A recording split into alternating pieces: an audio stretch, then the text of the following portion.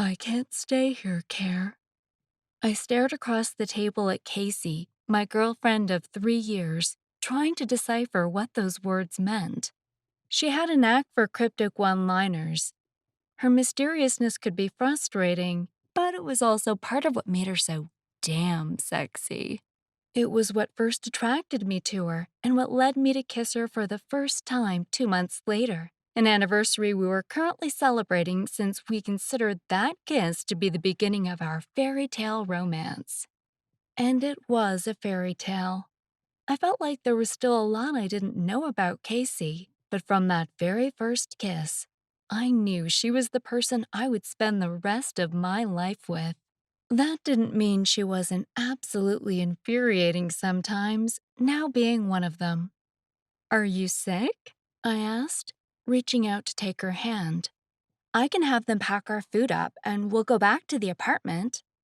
Casey shook her head. I'm not sick. I didn't mean here, as in the restaurant. I meant here, as in Bellman. I can't stay in Bellman anymore. I have to go back home. My eyebrows furrowed. You mean once we graduate? I wasn't sure why she was being so weird about it.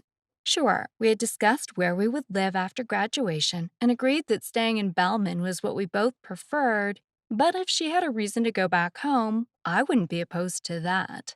It would put us a little further from my family than I'd like, but I was willing to go anywhere with Casey.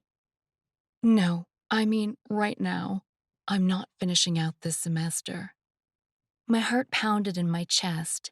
What are you talking about? You're a semester and a half away from graduating. You can't just drop out now. Casey shrugged, picking up a salt shaker and staring at it rather than looking at me. I don't really have a choice. I have to get home. I shook my head in frustration. What does that even mean, Casey? Why do you have to go home? It's complicated. I stared across the table at her, dumbfounded, not even sure what to say, and praying this was some sick joke. After a minute of complete silence, Casey brought her cool, dark eyes to mine. Don't worry, I'll still pay my half of the bills.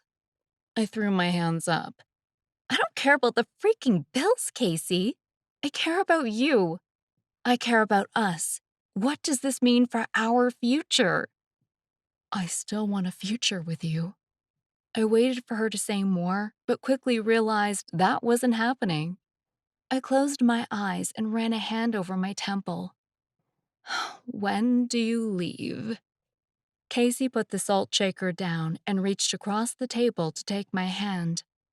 I leave tonight. A mixture of anger and sadness built up inside of me.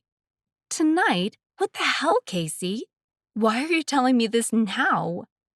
Why wouldn't you talk about this with me? Casey shrugged again. I didn't want to ruin our anniversary. Plus, it was sudden. Kind of a family emergency. A family emergency? In the 3 years we'd been dating, Casey had told me almost nothing about her family. All I knew was that she lived with her little sister and grandma growing up.